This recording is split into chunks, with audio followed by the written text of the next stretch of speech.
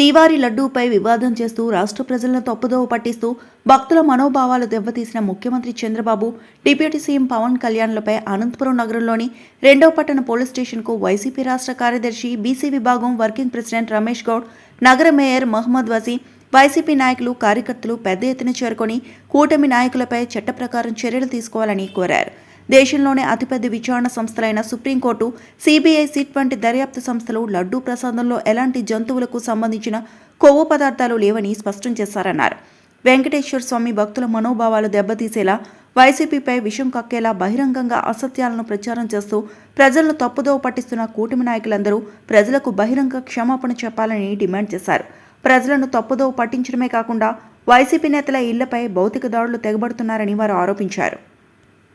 భక్తులు బాధపడే విధంగా, వారి మనోభావాలు దెబ్బతినే విధంగా ఈ రాష్ట్రంలో మన ఉనికికే ప్రమాదం అయ్యేటటువంటి విధంగా అందరం కలిసి ఈ రాష్ట్రంలో ఏమి జరుగుతుందిరా, ఒక దేవుడిని ఇంతగా నడి రోడ్డు పైన కూడా ఆ దేవుడిని ఉపయోగించుకొని రాజకీయ స్వార్థం కోసం వాడుకోవటం అనేటటువంటిది ఇంత అవసరమా, మరి ఇంత దిగజారిపోయి రాజకీయాలు చేయాలా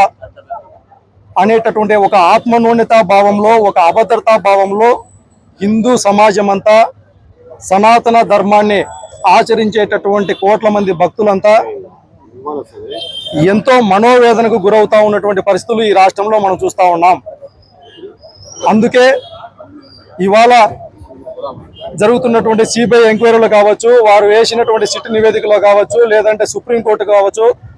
పదే ఈ విషయం పైన ఏదైతే మీరు చెబుతున్నారో లడ్డూలో జంతుగోవులు కలిశాయి, పందికొవ్వు కలిసిందనేసి ఇంత నీచంగా మాట్లాడుతున్నారే, వీటికి ఎటువంటి ఆధారాలు లేవు, వాటిలో ఎటువంటి కొవ్వులు కలవలేదు అని చెప్పి చెబుతున్నప్పటికీ పదే నిస్సిగ్గుగా మరింతగా దిగజారిపోయి రాష్ట్ర ప్రజలనే కాదు, యావత్తు ప్రపంచవ్యాప్తంగా ఉన్నటువంటి భక్తులందరినీ కూడా తప్పుదోవ పట్టించే విధంగా ఇవాళ చంద్రబాబు నాయుడు గారు, లోకేష్ గారు, పవన్ కళ్యాణ్ గారు చేస్తున్నారు. కాబట్టి మరొకసారి కూడా ప్రజలను మభ్యపెట్టే విధంగా ఫ్లెక్సీల రూపంలో చట్టానికి వ్యతిరేకంగా మా పార్టీకి సంబంధించినటువంటి ముఖ్యమైనటువంటి నాయకులందరి ఫోటోలు పెట్టి ఫ్లెక్సీల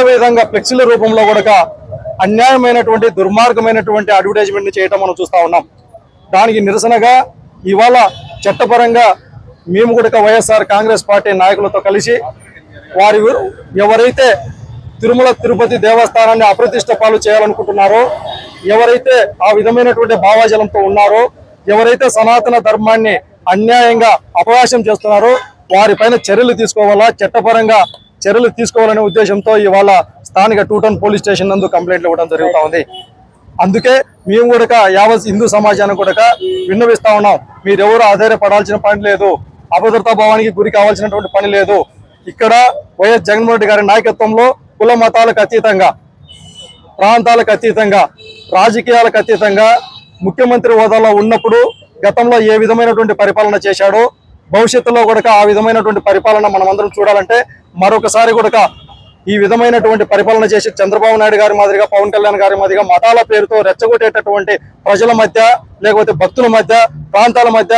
వైషమ్యాలు ఏర్పాటు చేసి రెచ్చగొట్టుతో కాలం గడిపేటటువంటి వాళ్ళకి బుద్ధి చెప్తూ మరొకసారి జగన్మోహన్ రెడ్డి గారిని మనం అందరం కలిసి ముఖ్యమంత్రి చేసుకుంటేనే ప్రాంతాలు, కులాలు, మతాలు అన్ని సామరస్యంగా ఒకరికొకరు అనుబంధాలతో,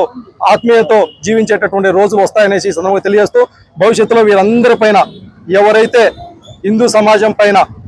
సనాతన ధర్మం పైన ఈ విధమైనటువంటి ప్రాపగాండా చేస్తున్నారో వాళ్ళందరిపైన చర్యలు తీసుకోవాలనేసి మేమందరం డిమాండ్ చేస్తా ఉన్నాం.